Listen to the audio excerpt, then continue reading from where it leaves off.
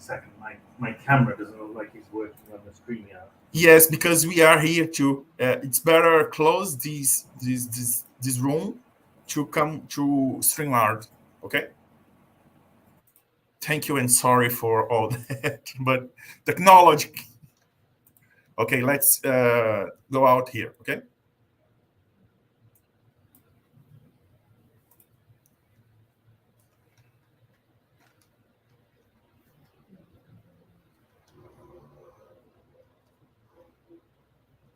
Oh, it's now.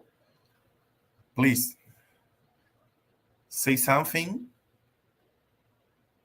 Hello. Oh, yes. Okay. Oh. Nádia, are you listening? Você está assistindo a gente, Mariana?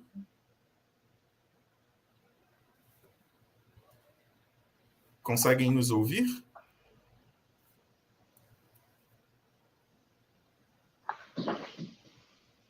Oh, good.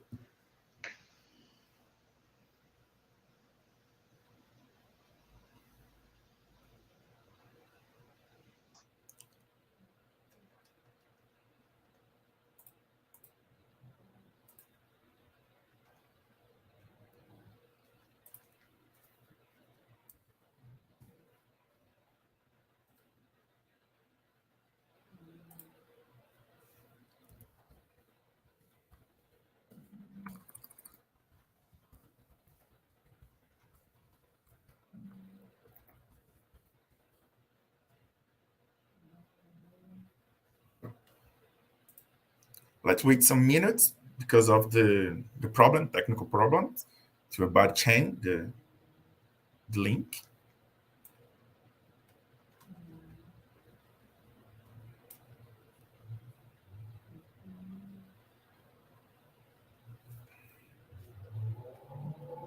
Bom, nós tivemos um problema técnico, para quem nos ouve agora, a gente está mudando de link, então eu vou pedir alguns minutinhos para que as pessoas consigam dar atenção à mudança de link, para que a gente possa iniciar efetivamente a nossa atividade.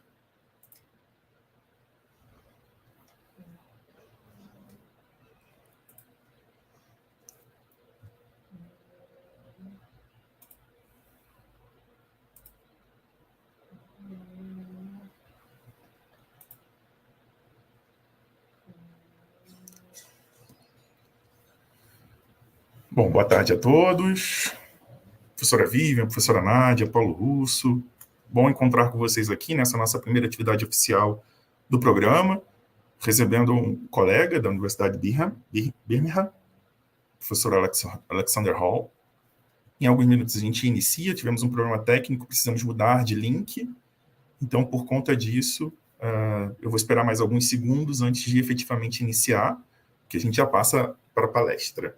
Infelizmente, a professora Regina, ela tem aula, ela precisou entrar em aula e o problema técnico inviabilizou a participação dela. Então, eu mesmo farei pela coordenação a abertura.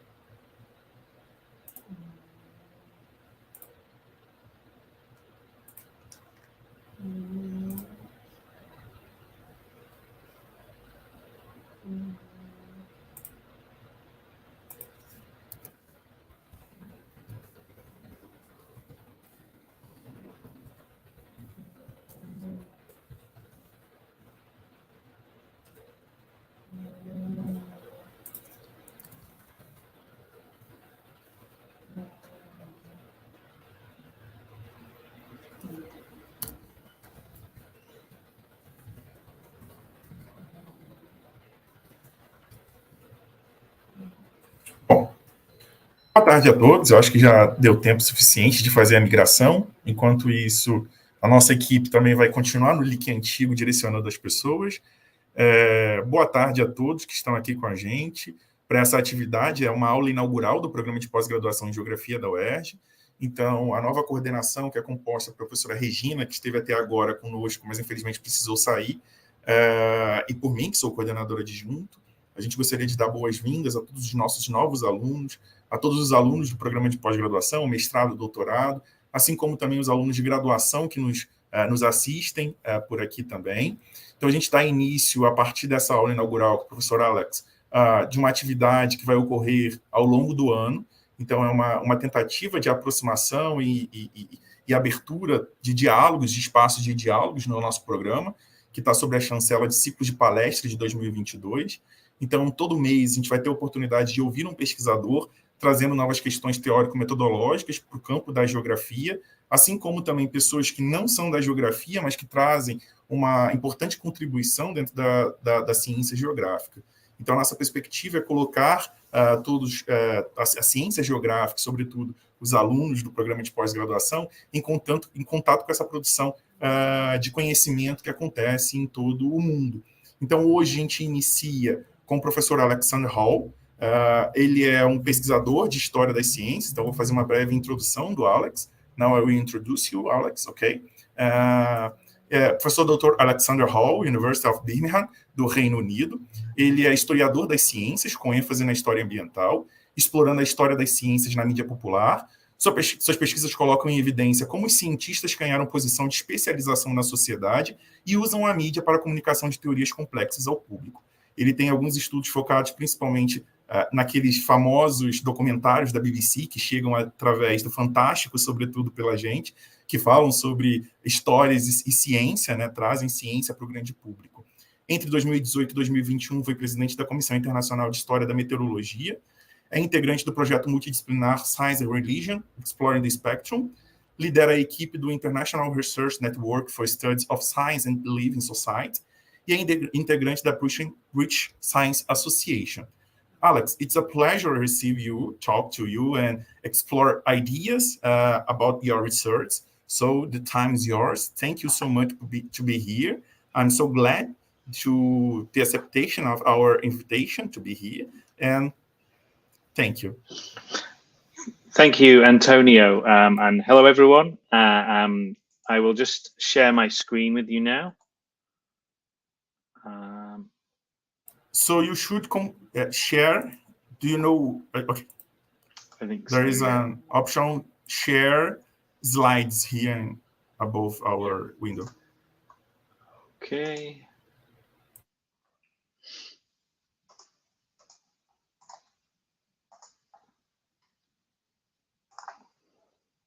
Okay, you should be able to see my screen now. And thank you for the invitation. And apologies, I am speaking in English. My slides will be in Portuguese, so you should be able to follow along even if I'm speaking too fast, but please do let me know if there's anything you don't understand, or if you want to pick something up at the end, we can discuss that in questions. So as Antonio said in the introduction, I'm a historian of science. I'm currently based at the University of Birmingham, but also as of July, I will actually be working at McMaster University in Canada. So I will be moving jobs and I will be taking up a position there as the Assistant Professor of Science Communication. Okay, so as the title suggests, today I thought I would speak to you about narratives of science and thinking about the ways that we can explore them, and particularly focusing on the issue of climate change and its relationship to society. So the narratives we use to speak about science really matter, whether this is used by scientists, science communicators, or members of the general public themselves. And my research has a few distinct areas which looks at both the historical but also the contemporary. And most recently, I've written about the history of science on television and radio. And this image here is the cover of a book that came out in last year, 2021, that I wrote about how evolutionary science has been communicated in Britain. But I've also looked at how different broadcast formats have been used to communicate other types of science, including weather and climate science. I've published on popular understandings of climate change, and I've explored how communities themselves conceive of the climate with the aim of trying to improve communication practice. And I've also written before on the history of flooding and extreme weather. But all of my research, whatever area it's in, is driven by an interest in how science operates in society. I like to explore themes such as belief in science, media communication of science, and popular environmental narratives. So as the title of my talk suggested, today I would like to focus on the interface between climate and society. So how can studying the climate and society interface help society face the challenges of the climate crisis? And also, how can specialists like ourselves from the humanities, whether that's geography, history, or anthropology, how can we help scientists and policymakers? I wanted to start with a fairly recent paper from 2018 by Adamson et al. And in summarizing the growing literature that explores the climate and society interface, Adamson and his colleagues Hannaford and Rowland in their paper wrote, a focus on weather worlds can provide a theoretical lens to illuminate the cultural losses likely to result from a change of climate by fully exploring the cultural attachment that people have to weather and environmental variability in a particular place. Now, in the paper, Adamson and his colleagues, while being wary of deterministic narratives that reduce complexity and limit agency, they identify three main areas that they say humanities scholars can intervene to help in climate studies. And these three areas are particularizing adaptation, analysis of institutional path dependency and memory, and historicizing the concept of adaptation. So these are the three key areas that they outline in this paper that they say in their focus is for historians, but they say more broadly for all humanities scholars, that we can think about intervening in climate studies and what skills we can bring to the table in this area. And the case studies I wanted to present to you today cover different areas of all three of these areas. So if we're thinking about particularizing adaptation, that might be that we're providing context for other periods when people have responded to climatic change. It might be that we're providing examples of when societies have changed for other reasons as well. We might think of analysis of institutional path dependency and memory. Number two, being able to show that how we have ended up here, but also that where we have ended up is not the only path that we could have taken. That's, you know, that decisions have been made in societies to move us to where we are.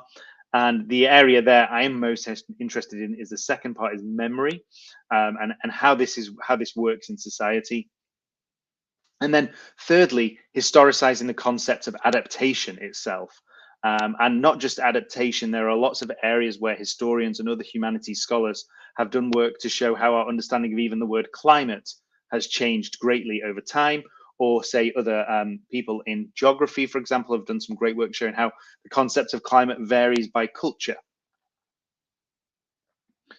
So as I just briefly mentioned there, I'm going to focus on two case studies from my own work, and both of these use different methodologies. And I thought what I would do today is just give you a little introduction to some of the ways I've approached these issues, and see what people think of those, and if you have any questions about those approaches. So the two ways of studying the climate society interface that I have used most prominently in my work, and these are the two projects that these have been done under. So the first one was a project called the Snow Scenes Project.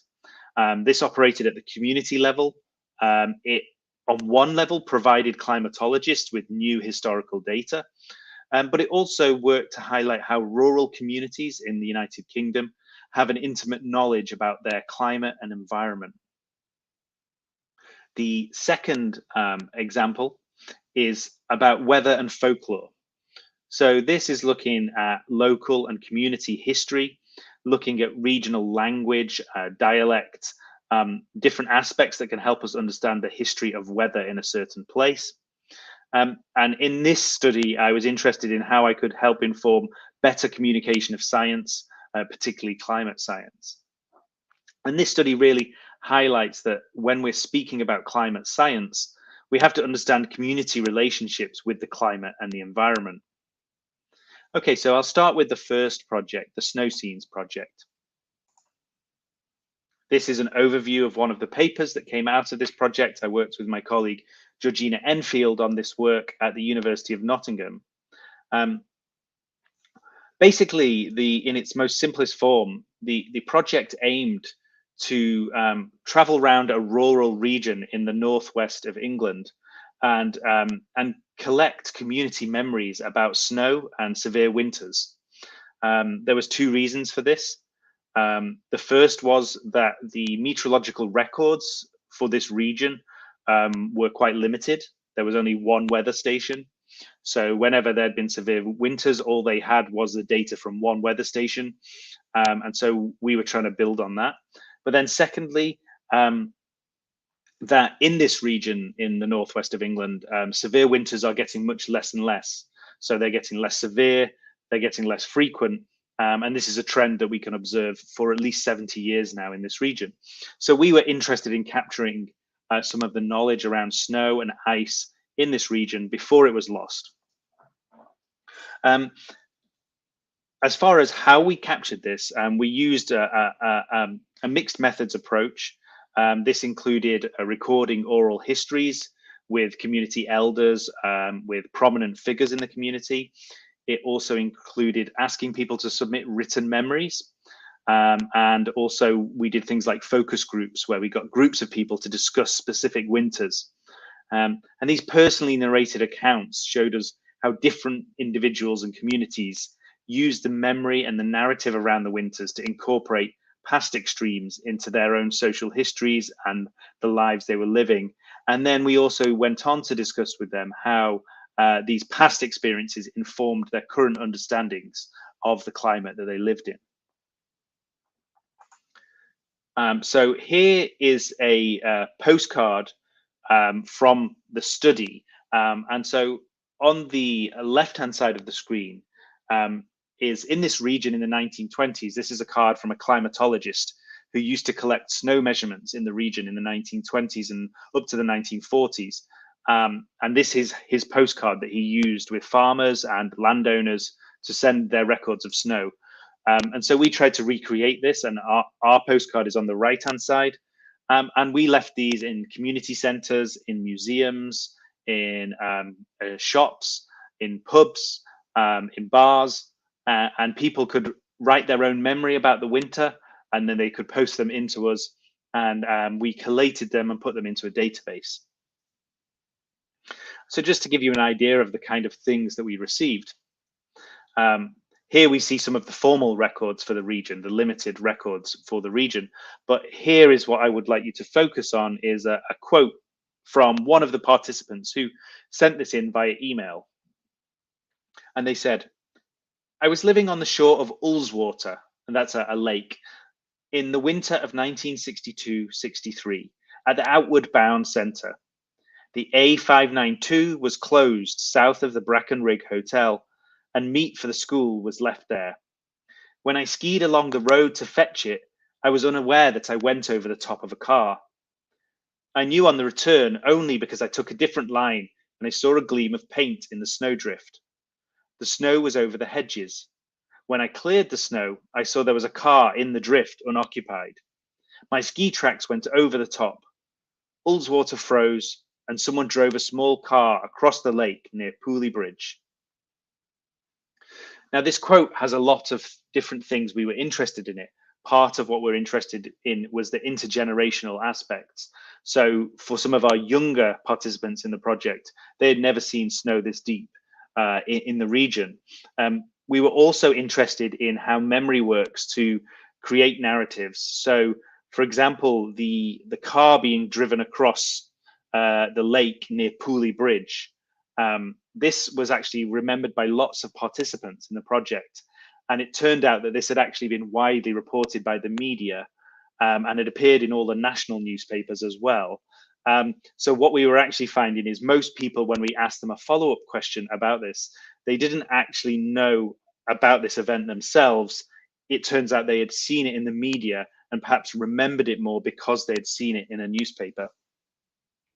So this quote helps us to begin thinking about the purpose of narration and the agentive language used by different actors when speaking about past extreme weather events. And one of the most interesting and unexpected things to emerge from the project's focus on this one small region was the divergence between regional and community memories and national narratives of the same winters.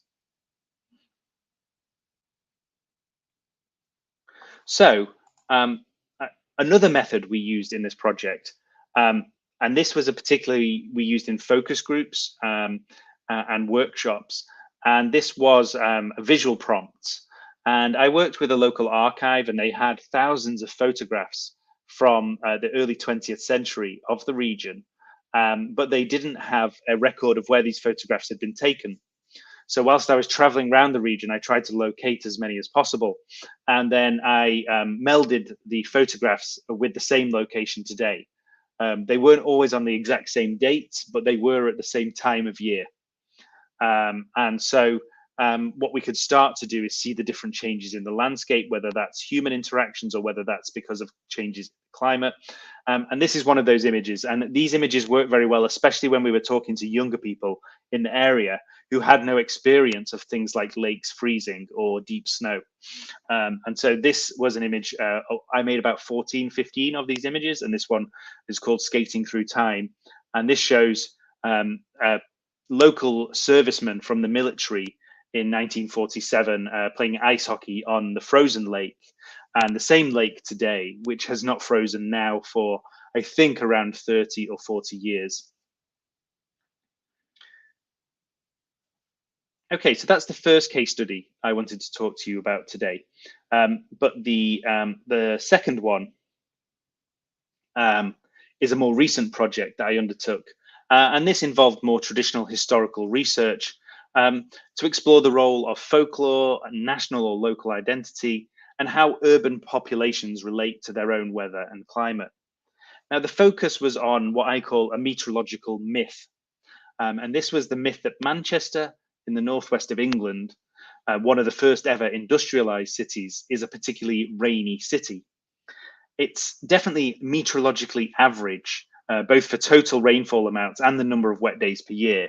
But Manchester is often popularly referred to as the rainy city. So in this piece, I wanted to trace the historical roots of this nickname, and I wanted to explore where it emerged from, and also think about not just this as a historical case study, but to think about this as an aspect of science and society, and to look at how this might help us shape communication around climate change in a community like Manchester, and help us think about the language we might use and the ways that people might imagine their own climate. So this was based on a lot of work in ethnometeorology, and this has a long anthropological tradition, which at its most basic, it can be defined as the study of how weather and climate are understood in different cultures. And whilst in its earliest modes, this was largely interested in recording folkloric understanding of the weather, there's been a more recent resurgence in academic interest in ethnometeorology. And this is centered on disentangling observational and empirical understandings of a community's weather and the environment. So separating out data and actual factual observations from other folklore, myths, and stories, which they're often set within for communities.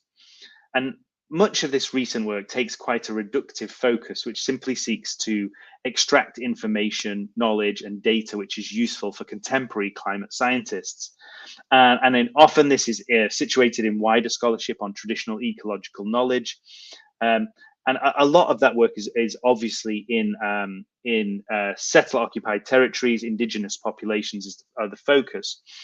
Whereas in the Western setting, much of the study of the cultural aspects of weather has focused more on the social dimensions of lay knowledge about weather or amateur weather. We've had prominent histories written on areas such as the amateur-professional divide and the role of citizen science in early climatological activities. While non-historical studies on cultural dimensions of weather have overwhelmingly treated ethnometeorological knowledge as something historical, something static, something just to be analysed for our own interests. But with this case study, what I wanted to show is that there's a real validity to trying to turn this anthropological lens on all societies, all time periods, and all contexts. Show that the dominant cultural understandings of weather and place, whether they're accurate rules of thumb, whether they're myths, that they can emerge and become embedded in relatively short spaces of time. So, the case study itself. If you're from Manchester, in England, like I am, when you travel elsewhere, it's inevitable that three topics will come up when you speak to people. The first is sport, in particular our football teams, Manchester United and Manchester City. The second is often music, whether that's pop and rock music or classical. And the third is the rainy weather in the city. Now, being a kind of, someone who's interested in studying the weather, this third one always annoyed me, as I knew that Manchester wasn't really that wet. And on the slide here, we can just see a table with some of the figures just to show that Manchester really isn't that wet. And so I've included other cities in the UK. So we have Cardiff there, which has much higher average rainfall than Manchester, Cardiff in Wales. We have London, which is slightly lower. And we have the UK average, which is above Manchester's average fall. I've also included the number of days it's rained, because other people say it's so gloomy, and that's why. I could have added other names to this list. I could have added Leeds or Glasgow. I've also, for context, included Seattle in the US, which is another city that is associated with the rain. And I've included one of the wettest towns on earth, Cherrapunji in India. And when I began researching the history of meteorology over 10 years ago now, I quickly began noticing that it wasn't just me who got annoyed with the persistence of this myth that Manchester was rainy. There was generations of meteorologists who'd aimed to highlight this problem and get to the bottom of it. And here I have a couple of examples. So I have an example here first from the Secretary of the Royal Society, and this was published in the journal Weather in 1946. And in this article, the Secretary began by saying, "An attempt to trace a myth to its source is always interesting, and becomes particularly so when the myth is one that has grown as nationwide as the reputed raininess of Manchester. This is an important item in the stock and trade of every professional humorist, probably ranking next as a time-honoured provoker of English laughter to the undesirable qualities of mothers-in-law. Such notions need only be reiterated often enough to be believed.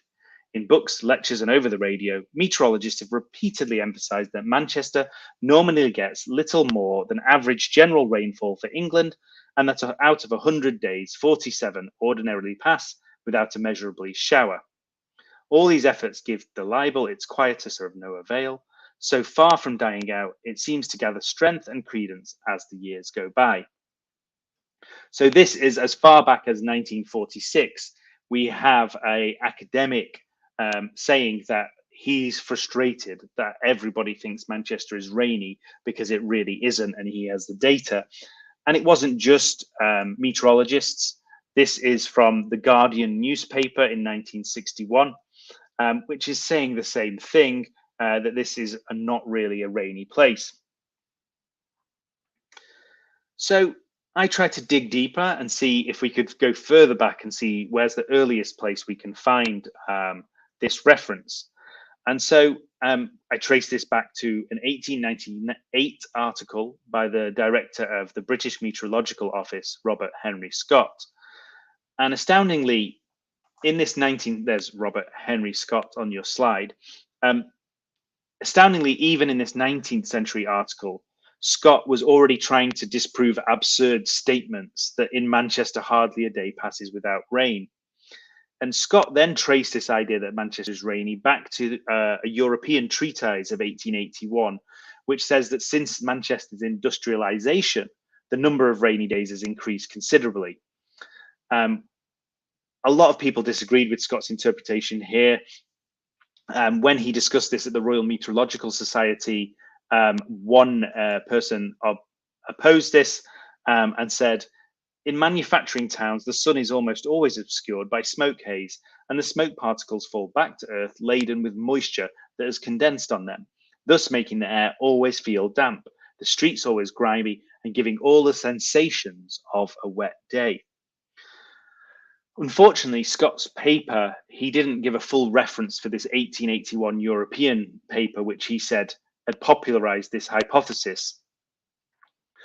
My research suggests that Scott might have been referring to work by the influential German climatologist Vladimir Köppen, which was published in Hamburg in 1881.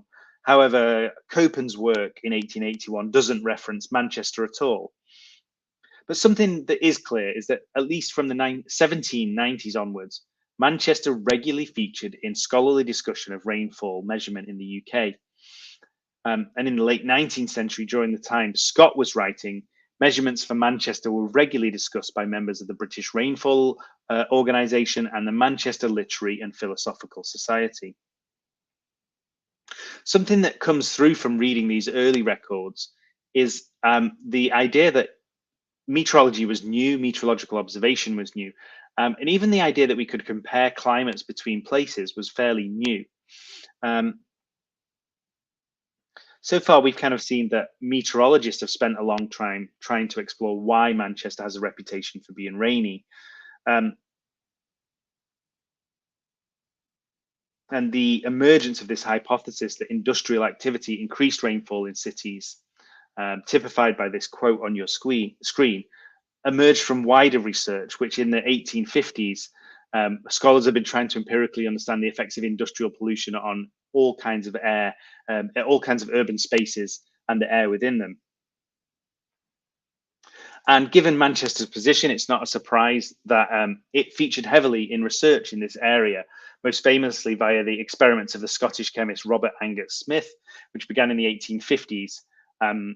Here is Robert Angus Smith, and in the background there is his famous 1852 paper, which eventually led to identifying the phenomenon of acid rain, and eventually to the Alkali Act of 1863, which is one of the first pieces of legislation in the world which directly attempted to stop industrial pollution.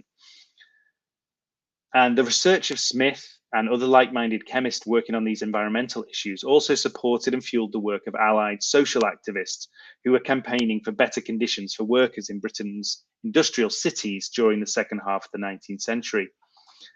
Here we have an image from a series of lectures in Manchester in the period where they were trying to convince the people of Manchester to take the problem seriously. Another factor here that may have influenced Manchester's solidifying national reputation as a rainy city was also an increase of the risk of urban flooding. As the city grew very fast, many sections of the rivers were culverted, covered, diverted for developments, and there wasn't adequate draining, there was no planning process, and there was a huge increase in population density. So we saw lots of increased floods in the poorest urban neighborhoods. So there was major floods in Manchester in 1852, 1866, and 1872. All of this added to this reputation that Manchester was a wet place. While for organizations like the National Smoke Abatement Institution on this poster and civic-minded scientists like Smith on the right, the focus of their research and efforts was overwhelmingly on understanding atmospheric chemistry and local meteorology. But for industrialists who were profiting from the factories in the city, such efforts were usually seen as a threat. Here is a postcard from a little bit later, from the 1910s or 1920s. While we may only see ironic dark humor in the phrase beautiful Manchester, for those who relied on the industrial landscape for their income and survival, the chimneys of the city were literally beautiful. Whether you were an industrialist making huge amounts of money, or whether you were an immigrant struggling, the smokestacks of the city were directly tied to your own well-being.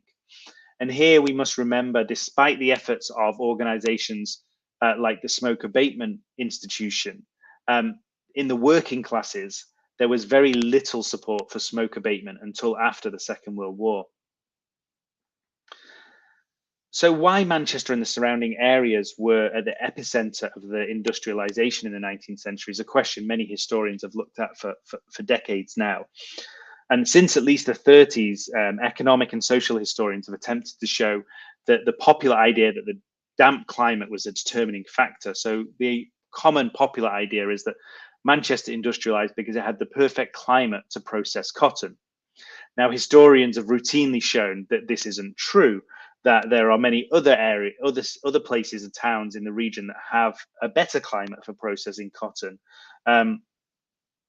They've also shown that there's no real clear correlation between humidity and the location of cotton processing industries. But this postcard on the slide and the wider visual culture of industrial England that it represents gives us a glimpse into how and why the idea that Manchester provided the perfect damp conditions for cotton was another idea that wouldn't go away. It was all about marketing. It was in the industrialists, the civic leaders, and ultimately the workers' own interests to keep popularizing the idea that Manchester was the perfect place for industrial growth. Whether that was the nearby coal fields, whether that was easy access to the global markets, or whether that was because the damp climate produced the best cotton. Now, once the heavy industry began to decline and the economic focus of the city and region shifted, the reputation of being an inclement, wet and cold place actually became a hindrance for the civic authorities of the city. In the Guardian piece I introduced earlier from 1961, the council information officer was trying to get rid of the idea that Manchester was rainy to attract tourists, new businesses, and new residents to the region that was already well into what would become a decades-long economic decline. Even as recently as 1993, a meteorologist off the television, Suzanne Charlton, was brought in to present to the International Olympic Committee as part of Manchester's bid to host the Olympics. And she was brought in to do a presentation to show the meteorology that Manchester wasn't rainy and that it wasn't rainy, particularly in the summer when they were hoping to host the Olympics. By the 1990s, Manchester was coming out of its economic decline, but the association of Manchester and its rainy reputation continued. But it started to be reversed as it was in the industrial era. So rather than being seen as a negative thing, it began to be seen as a positive thing again. And so as city council officials, businesses sought to rebrand the city and try and attract new people, they were centering things on shopping, on tourism, on leisure, on sport. They sought to capitalize on the cultural cachet of the city and the region. They drew on bands and music such as Joy Division and the Smiths. They drew on the acid house and rave culture from the region. And they used the centrality of both the city's industrial heritage and its weather in these popular cultural exports. So many of these artists drew on these ideas in their work. And so we saw that then marketing executives then picked up on this as well. And so we see a resurgence in the 1990s of terms like Cottonopolis and some of the iconography connected to the city's past, such as the worker bee you can see here on the slide, which was originally adopted as part of the coat of arms of the city in 1842, just as the city was booming the first time. And here we have a quote from the Smiths song, William, It Really Was Nothing, which has the rain at its center. And this was the sort of romantic image of the city that marketing and businesses built on in the 1990s. So, yeah, and then this next picture is, this is a member of one of the bands from the era, from the 1980s and early 1990s, wearing a cagoule. So this is a raincoat specific to the region, which became a fashion must as the scenes took off. And the idea that the cagoule was central to this type of music is often credited to these bands from Manchester because it was supposedly so rainy. So via these cultural processes, whether that's the spontaneity of local subcultures and music scenes, or the more clinical decisions of marketing executives, the moniker of being the rainy city again became something that citizens of Manchester became proud of and aligned with. Here we have some more recent examples of Manchester's association. We have just some newspaper coverage. We have something from the museum. And here in the corner, we have the logo for the roller derby for a sports team, which is using the Rainy City title as the name of their league. In outlining this one case study about the city of Manchester and its history of association with rain, I was attempting to thicken our understanding of how industrial and post-industrial communities have adapted and demonstrate that in this urban setting, path dependency that Adamson et al. Spoke about in the quote at the beginning was informed as much by regional economics, civic narratives, and regional identity as it was by the actual climate. And if we zoom out now just to think about both of the case studies and broader studies of the climate and society interface, what can studying narratives of climate change or science more generally teach us? Well, I think faced with the scale of the challenges presented by the climate emergency and our continued inaction, it would be easy to dismiss some of these small local community case studies. We could just say, you know, they're interesting, but they're just not important. But if we look at the literature from ethnometeorology, from other areas of folk environmental knowledge, we can see that whether urban or rural, local cultures have repeatedly been shown to be the repositories of important climatological knowledge. This could be from analysis of historical records, from language, or from toponymy and geographical place names. And this could also include studies such as mine, which have considered the historical roots of contemporary perceptions of climate. These investigations don't need to focus purely on extracting data from the past so we can use it in contemporary science, because they can also be vehicles for intergenerational empirical information, such as folkloric traditions, and these form the very fibers with which communities are weaved, enmeshing their histories, their traumas, and their very environments into the language and narratives that sustain them. By analysing how the climate we live in is internalized by citizens as part of their identity, we can build a better picture of the different ways that diverse communities might conceive of their climate changing into the future. And by bringing historical case studies from diverse communities into conversation with other climate and society research, we can explore aspects such as memory and weather, as I did in the Snow Scenes project, and we can help to bring in new communities into discussions around adapting to climate change. Whether this is the positive association between traditional belief systems and land stewardship, or a more self-depreciating pride in a denuded or polluted industrial landscape, understanding how people form and perform emotional attachment with their physical environment can be a useful tool for those wishing to develop more communication and more participation in relation to climate and climate adaptation. So future work in this area, it might explore things like how such attachments and identities have been formed, how indifference or inaction regarding the threat posed by climate change relates to how people see their environment, how we might better harness the affection for regional weather and local environments to provoke change. So this is something that, you know, if we think about the Manchester case study, today people are proud that their city is known as the Rainy City. It's part of their identity. So I'll think of one of my uncles whenever I speak about this. And he would always say, if I would speak to him about climate change, and he's a skeptic, or was for a long while at least, he would say, I'm looking forward to Manchester being a bit hotter. Now, instead of dismissing this, we could think about why he would say this, how this is attached to his own sort of self-depreciating identity. And we could use it as the starting point for a more constructive discussion around climate change. Because by centering the familiar and discussing climate change and adaptation in the language and framework most familiar to a specific community group, We can also go beyond confrontational impasses, and we can sidestep geopolitical issues. So are there any generalized essences that climate change scholars, science communicators, or climate activists can take from my work? Perhaps the most important is the centrality and importance of narrative and storytelling.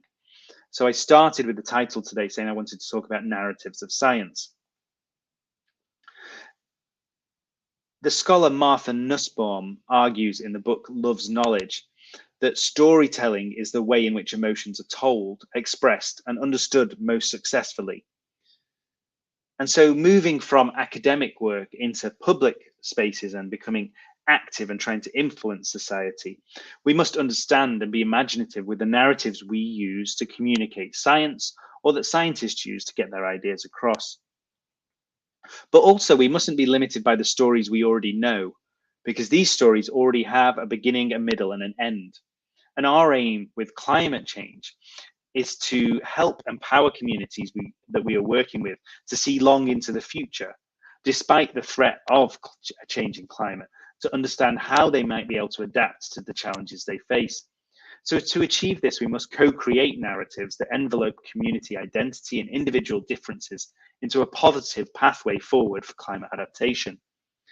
In The Life of Lines, the anthropologist Tim Ingold says that footprints are individual, paths are social. Now, in connecting his own anthropology of lines to weather, Tim Ingold shows that without narrative form, climate data is too chaotic, is too instructive to connect with most people in society. And Tim Ingold says that as well as being too difficult to understand all this data, too often the narratives that we have focused on have been large scale, have looked far off into the future. So they don't hit home with communities who are worrying about where their next job is coming from, who are worrying about if their children are okay. And we've made the problem so big that this isn't connecting with them. And so Tim Ingold and other authors such as Robert Macfarlane say that we need to remember the traditional narratives that we've used to speak about our place in the world. So finally, more concretely, I hope that this case study and also the Snow Scenes case study help to encourage others to rethink how they may talk about climate change, but also to encourage humanities scholars to get involved in these areas. So in my own process, as I've done this work, I've kind of been reflecting on how I might do this. And I'm already imagining new community activities that use future climate predictions of the city of Manchester to playfully explore how Manchester's already, mythological association with rain might develop in the coming decades and centuries. So for example, as Manchester rainfall gets even less, and they could have periods of drought, for example, whether the rainy city title would remain. If it did, how would people relate to it? Sorry, pardon me, I just lost my place there. And I think further research and associated practical work is needed in urban settings to expand and develop and better understand how routes of migration and diaspora networks have affected the relation with climate change in urban settings. And I think this is work that is really understudied. One thing that came out of the Snow Scenes project is the communities had been in this rural place for hundreds of years. So people had stories from their families, from their farms, from the land for hundreds of years. But when we move into the urban setting, such as Manchester, Rio, we find the changes much quicker. We find communities coming and going. We find migrants coming from other parts of the world. They bring with them their own conceptions of climate. So we must incorporate this into our studies as academics.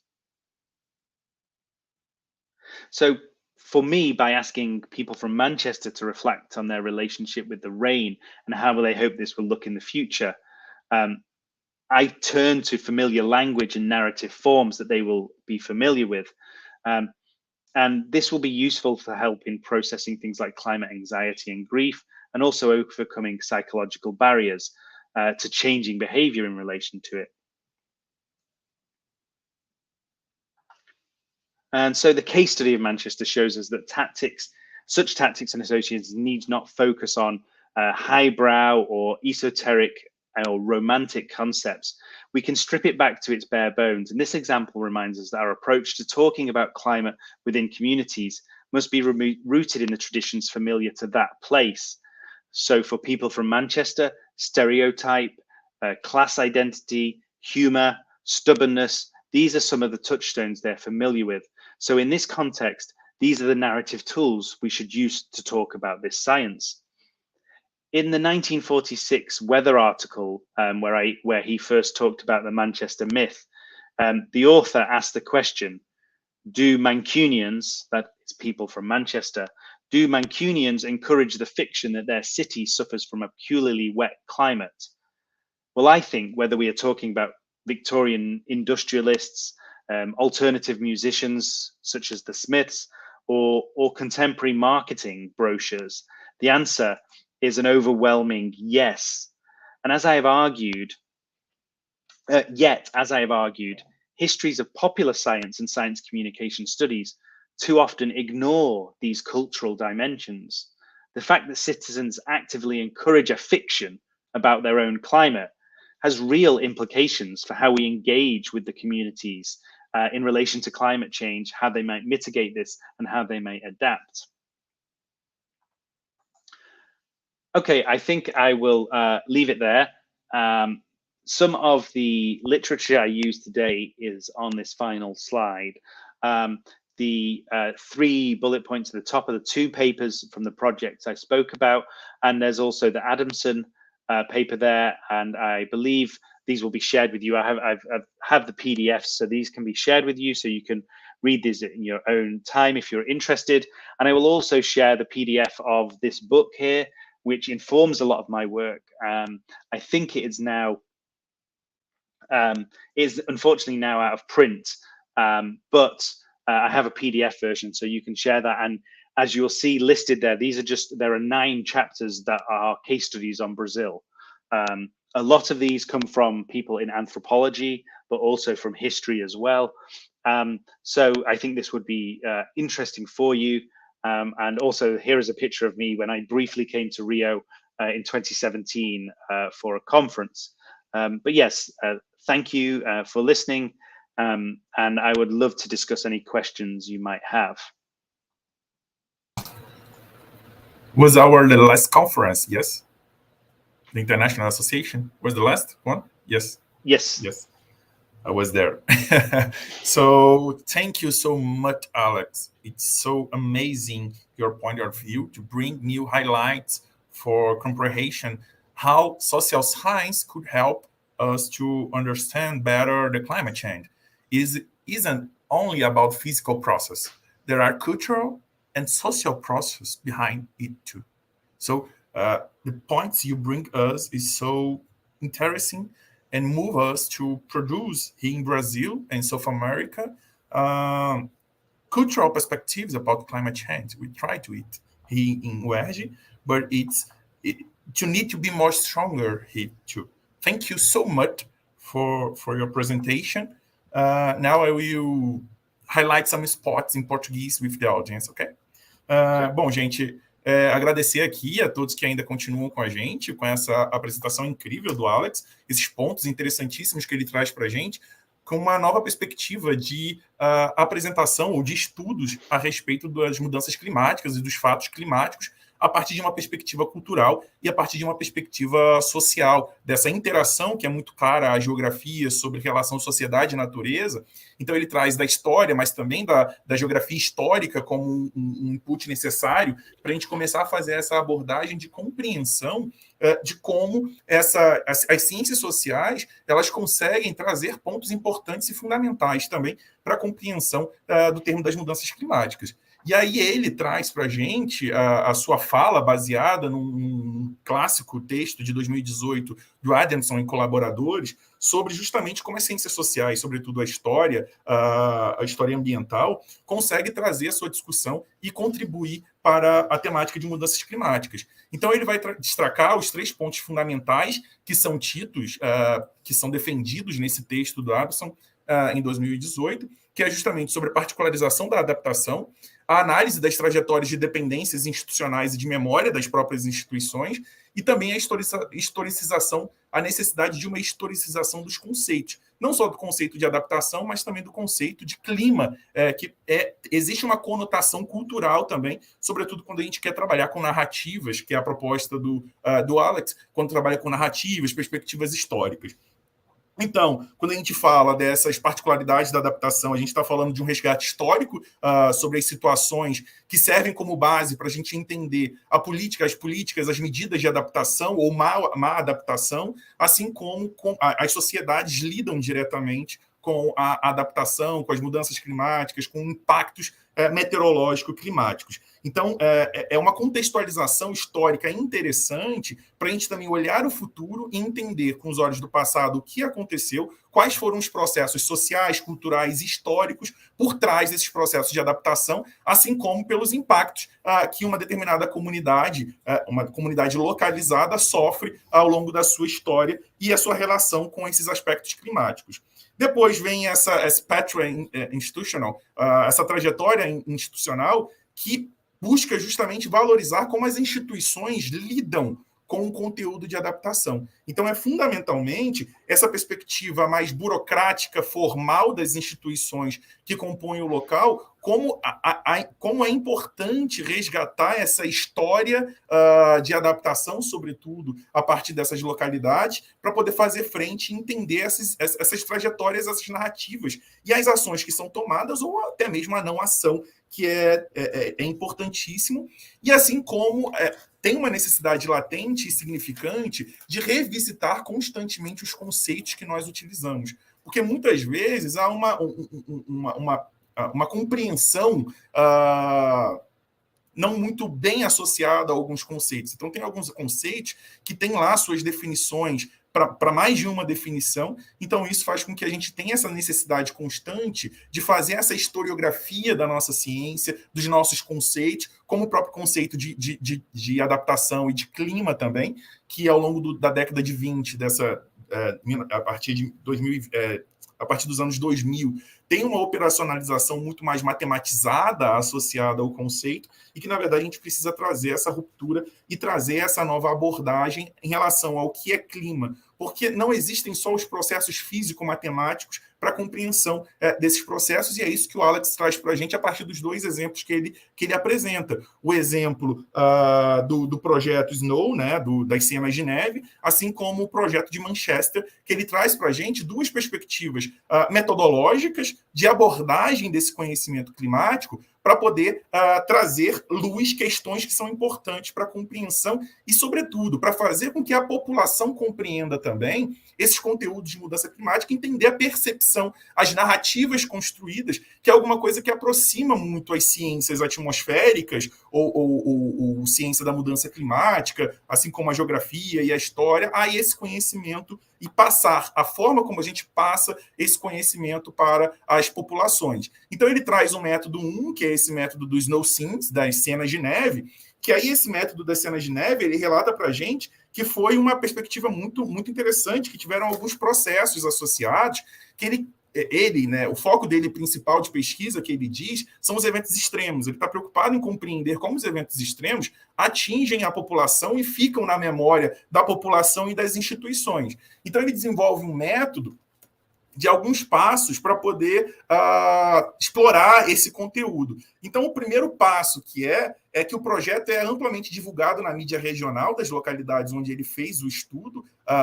numa área muito afetada por nevascas e temperaturas extremas, por conta do controle altimétrico, que eu não vou lembrar o nome agora, sendo bem sincero, mas ele faz esse estudo para poder fazer esse resgate. Então, a primeira coisa é receber a partir de correios, a partir de e-mail, de uma divulgação que foi feita em rádio, em paróquias, em museus, enfim.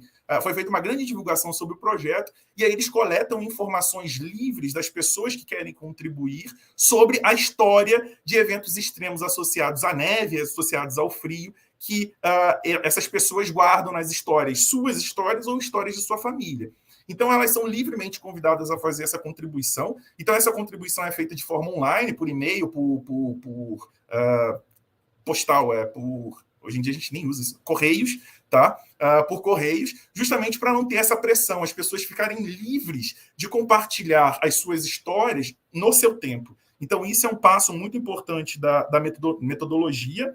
Depois, ele usa uma técnica muito utilizada na década de 1920, 1930 aproximadamente, do serviço britânico, que era compartilhar posts, que é aqueles de viagem, eu esqueci o nome agora, os postais. Então, antigamente, lá na década de 20, o serviço de neve, né, numa livre tradução lá da Grã-Bretanha, pedia que as pessoas compartilhassem, a partir desses posts, desses cartões postais, a mensuração da altura de neve. Então, a equipe do projeto resgata isso, que é muito comum em todo o Reino Unido, que é muito usual, era muito usual em todo o Reino Unido, para que dessa vez eles compartilhassem mais uma vez as suas histórias associadas a esses eventos extremos.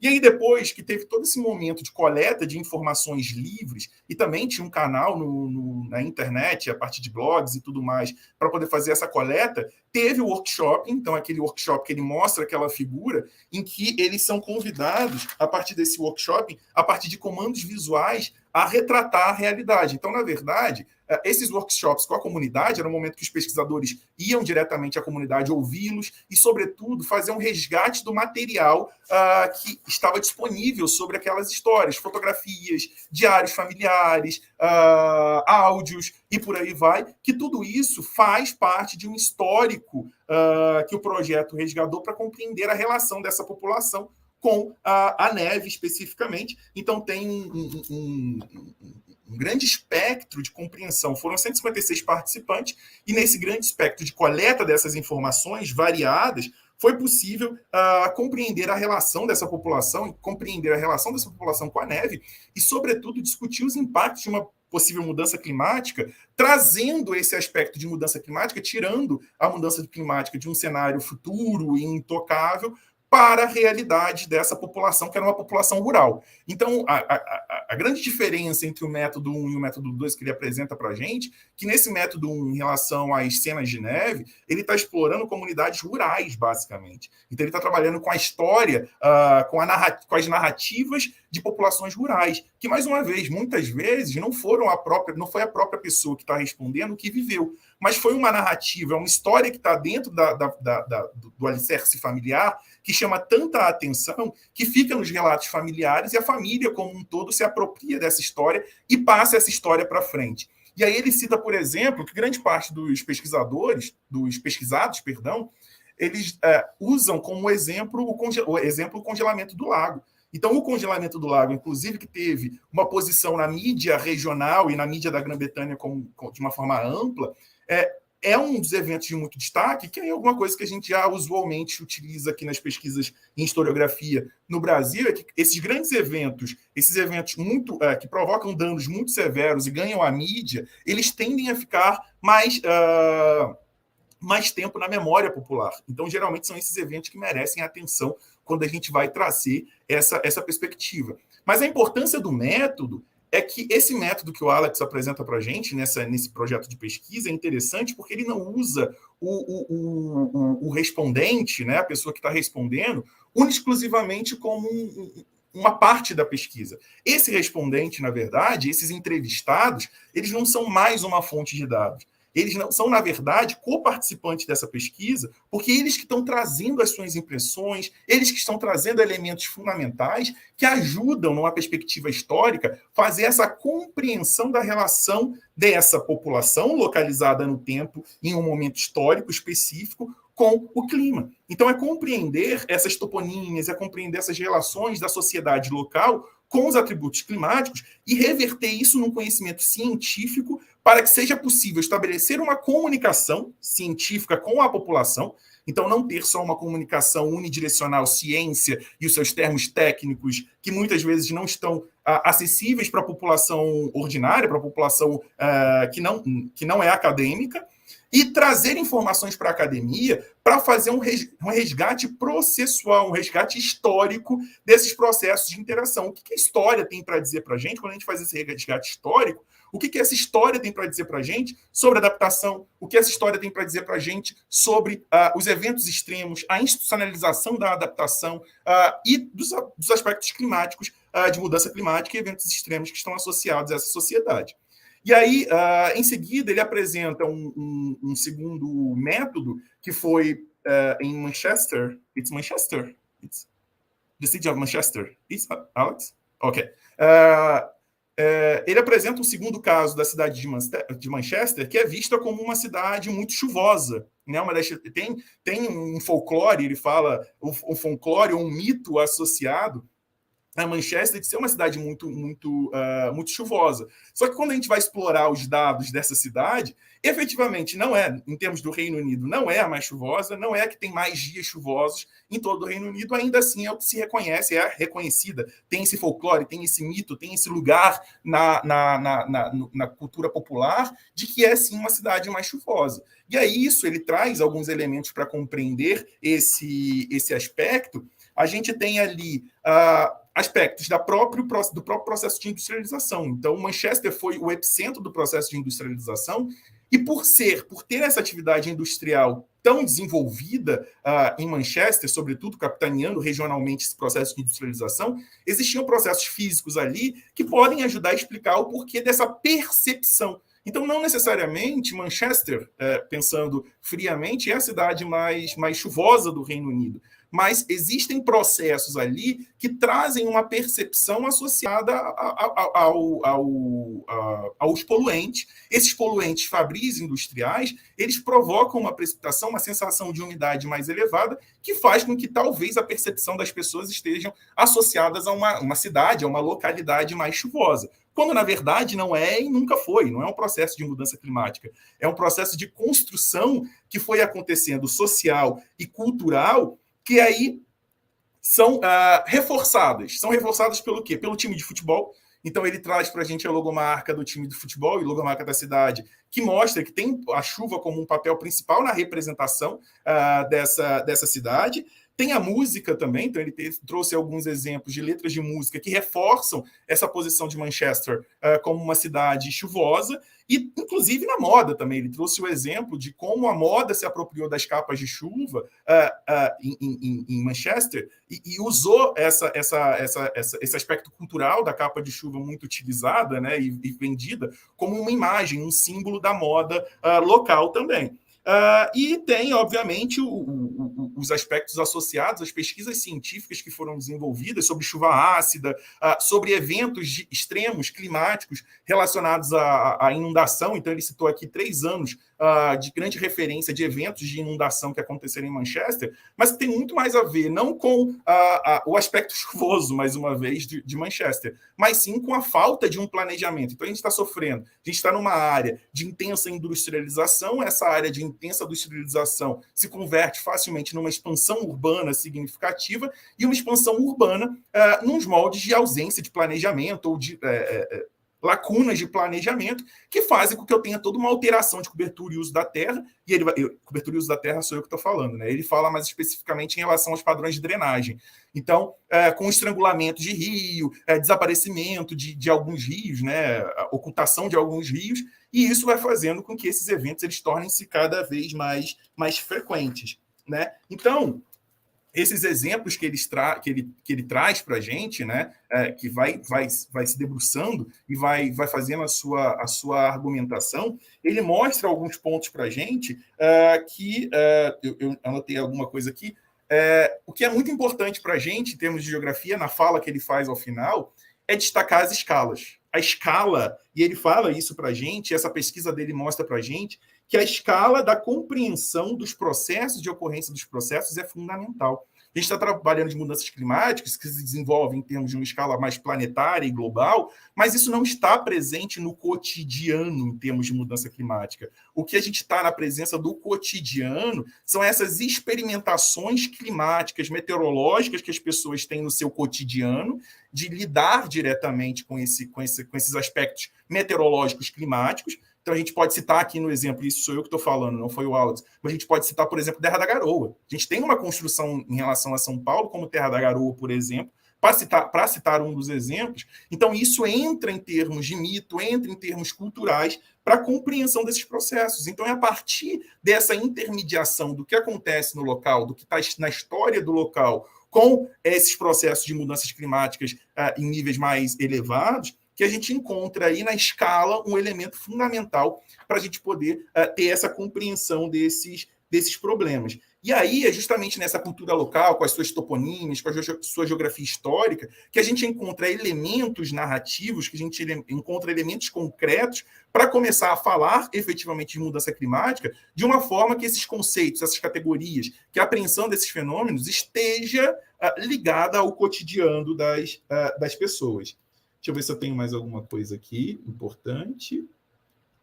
E isso acaba sendo um elemento para facilitar a comunicação, né? A comunicação científica, que é o que é fundamental na pesquisa que o Alex desenvolve em torno da sua trajetória, toda a sua produção, tem essa orientação para entender essa comunicação. Então, é a partir dessa perspectiva local, e aí ele cita bastante isso, né? Que é essa perspectiva do lugar que traz elementos para a gente compreender esses processos. Então, o lugar na pesquisa da história, na pesquisa das ciências sociais, dos geógrafos históricos, resgatar essa história do local, essa história do lugar, é fundamental para que a gente possa estabelecer medidas de adaptação. Então, para que a gente possa não cair, aprender com essas medidas de adaptação ou medidas de má adaptação que ocorreram no passado, essas iniciativas que ocorreram no passado, e, sobretudo, usar essa perspectiva histórica para a gente romper com alguns...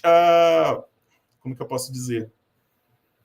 Com algumas perspectivas de classe que ocorrem fundamentalmente quando a gente está falando de adaptação. Então, existem aspectos sociais muito latentes quando a gente fala de mudança climática e adaptação, sobretudo, à mudança climática, que essa perspectiva histórica pode fornecer um background muito interessante para a gente, um retrospecto muito interessante para a gente não repetir erros futuros, para a gente não, por exemplo, perpetuar o problema de classe, né? As estruturas de classe também nessas medidas de adaptação. Bom, gente, não foi a minha intenção fazer uma tradução literal de tudo que ele falou, porque seria impossível, mas são uns pontos interessantes para a gente poder entender essa apresentação e entender quando a gente fala de uma associação de climatologia, meteorologia histórica, história da meteorologia, uma climatologia histórica, dentro da geografia histórica, inclusive, a gente perceber quais são as técnicas, quais são os métodos empregados. Então, existe uma novidade em termos de abordagem que foge, que traz esse conteúdo de mudança climática para além da dinâmica física dos processos. A dinâmica física dos processos, eles são muito interessantes. Sim, demandam ainda de aprofundamento por parte dos colegas meteorologistas, por parte dos colegas da física, da química, mas as ciências sociais, a geografia e a história têm um lugar importante também nesse resgate e para oferecer outros elementos de análise a respeito da mudança climática, e é isso que a fala do Alex traz para a gente de uma forma muito, muito interessante, né? So, I finished, Alex, here. Now we have time, I think we have time for 2 or 3 questions from our audience, okay? I will put here and read 2. Let me see. Everybody, thank you. Oh, here. Thank you, Alex. Great story work. Is there any local country narrative context in this association between Manchester and Reading? How do contemporary social movements deal with this methodology? Thank you, Antonio, and thank you, Andre, for your question, and thank you for all of the comments and questions at the side here. Yeah, this is an interesting aspect. In the kind of, as the history of this association's gone on, really the counter narrative was kind of in the middle of the 20th century when the industry had declined. So there was no reason to promote it for the cotton, to say we have this great climate for processing cotton. And Manchester and the region were struggling economically. And so this is when initially a lot of, councillors or local authorities the university, things like that, were really trying to get rid of this idea. They didn't want to be the gloomy place in the north of the country. They wanted to promote themselves.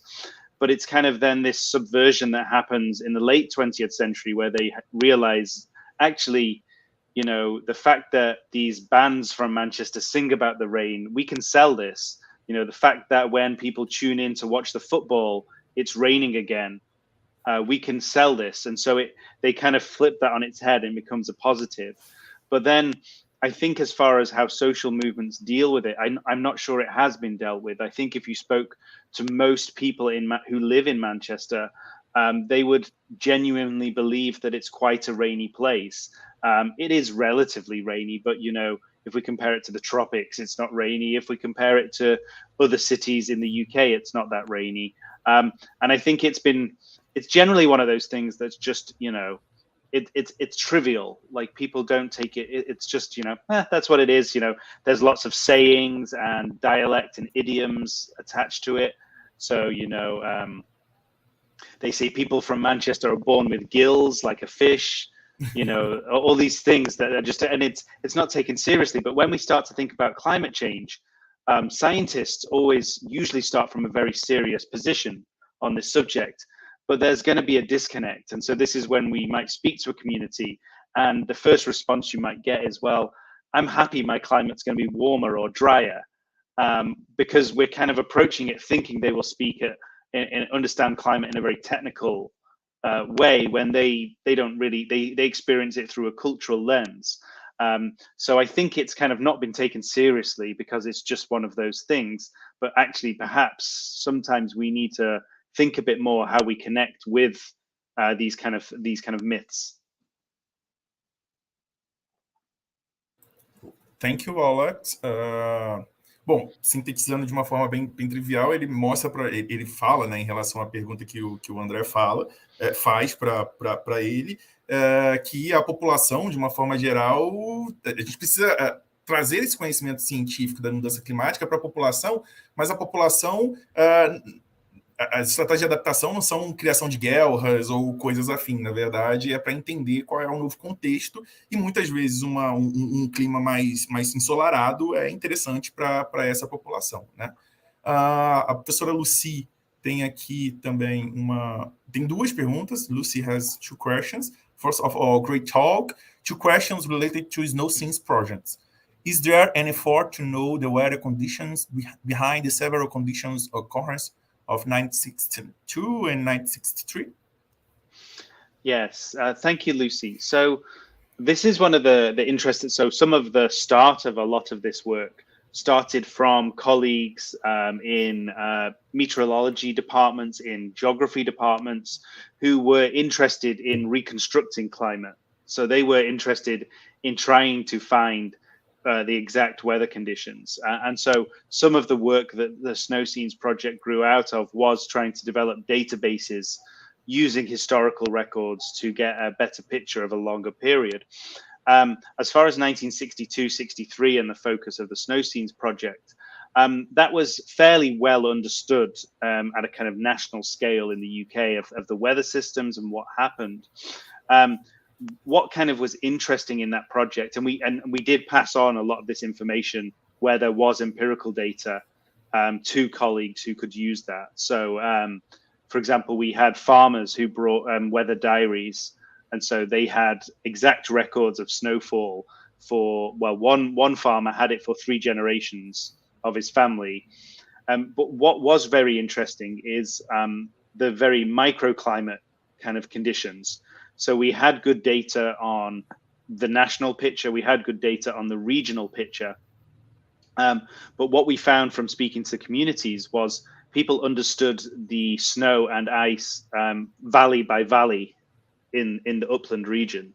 So they had an understanding at a much smaller scale of how the climate worked.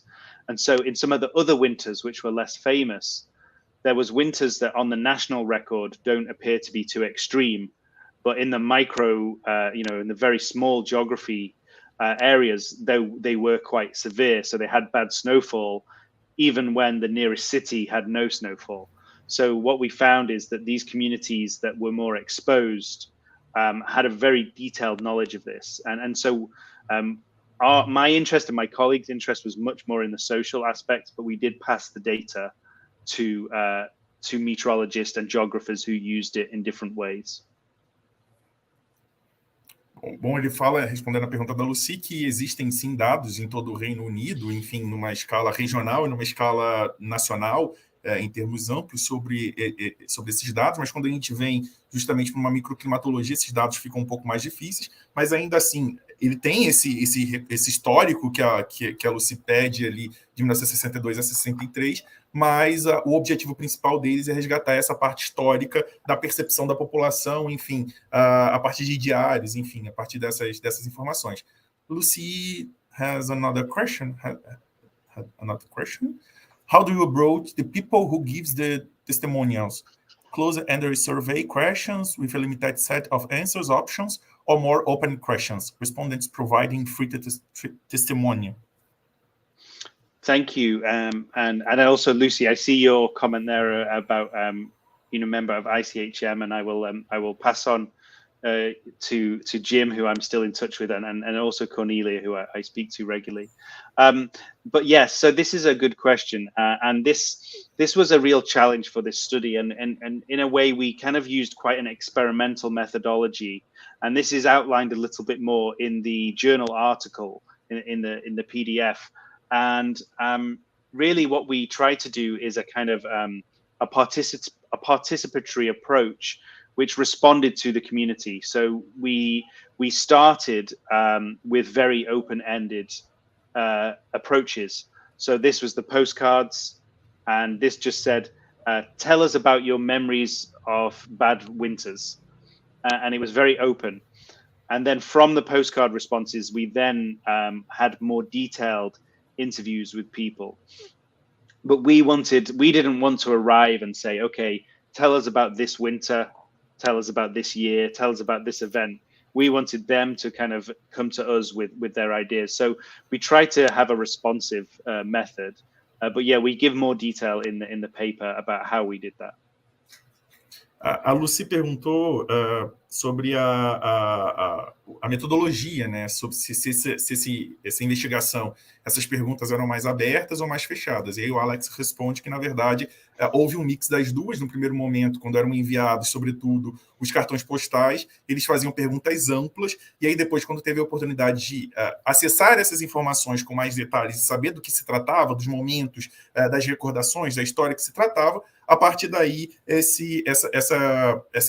interrogação, esse questionamento ficou mais específico para tratar exatamente daqueles eventos que foram interessantes, que apareceram com alguma recorrência. We have another question here. We have time for more questions. It's okay for you, Alex? Yep. Oh, thank you. So here in Brazil, we have a poor communities that do not have access to fast internet on cell phones or an efficient and effective alert system. How you should suggest we can work or create memory about extremes events through the local media using a less scientific language?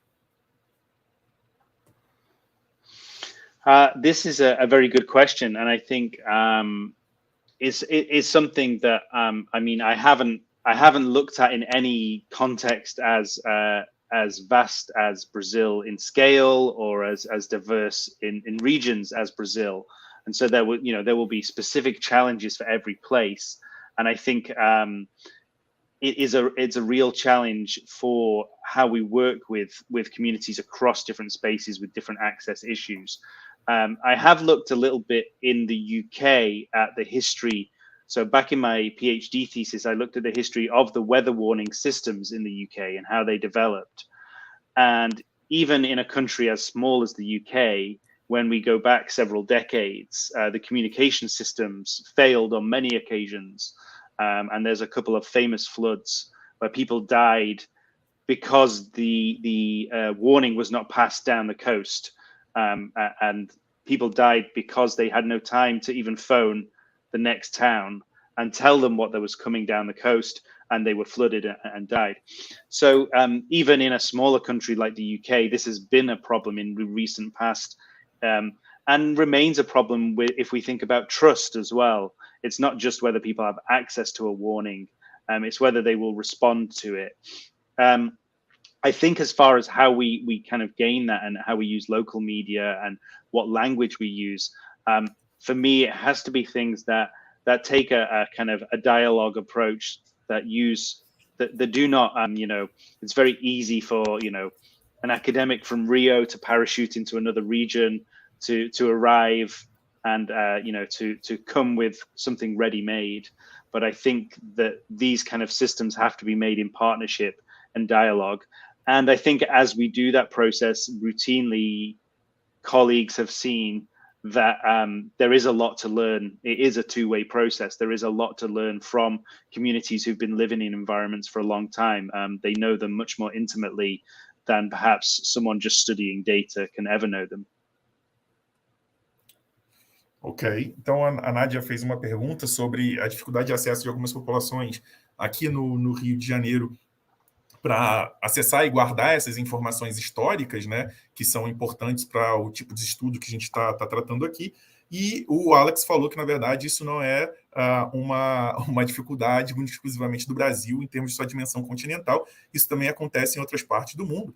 E o desafio é justamente em relação a como trazer essa linguagem para interação, né, para que haja uma interação e um resgate dessa história a partir da população, que a gente precisa dar uma atenção significativa para como vai ser intermediada essa comunicação entre os cientistas e entre a população não acadêmica, vamos dizer assim, em relação a esses dados que se quer coletar. So, Lucy send you a text here too? Yes, saying that she was from, she was Lucy, or still is. She is from the UCATM, yes, and was in Rio de Janeiro too. And so, well, more questions here? Temos mais alguma questão, gente? A gente já está aqui em 1 minuto e 30 aproximadamente, avançando para o Alex, por conta do fuso, é um pouco mais tarde. Então, se a gente não tiver mais nenhuma questão, a gente pode finalizar o nosso evento hoje. So, thank you, Alex, for your time, for your presentation. So, I'm so glad to be here with you, opening our activity semester. So, thank you so very much. And if you need something, we are here to help you, or what you think it's necessary. Thank you so much. Para quem nos ouve, muito obrigado pela participação, por estar aqui conosco nessa primeira tentativa desse evento, um tanto quanto novo. Tivemos alguns problemas técnicos, pedimos desculpa por isso, mas eu acho que isso não afetou a qualidade da atividade, da fala que o Alex traz para a gente. Então, mostrando novas perspectivas em termos da climatologia que nós, geógrafos, podemos oferecer justamente para poder trazer novas perspectivas científicas para lidar com a mudança climática, para além dessa dimensão física dos processos. So, muito obrigado a todos, um ótimo final de dia. Essa apresentação vai ficar gravada para a posteridade, então sempre que quiserem acessar e retomar para destacar alguns pontos, ela ficará disponível no canal do PPGEO. Aqueles que ainda não deram follow lá no nosso canal, por favor, sigam o nosso canal para outras atividades, curtam o vídeo se gostaram. E é isso, muito obrigado. Good morning, Alex. Thank you so much for everything. Bye-bye, take care of your baby, health, and see you soon. Obrigado.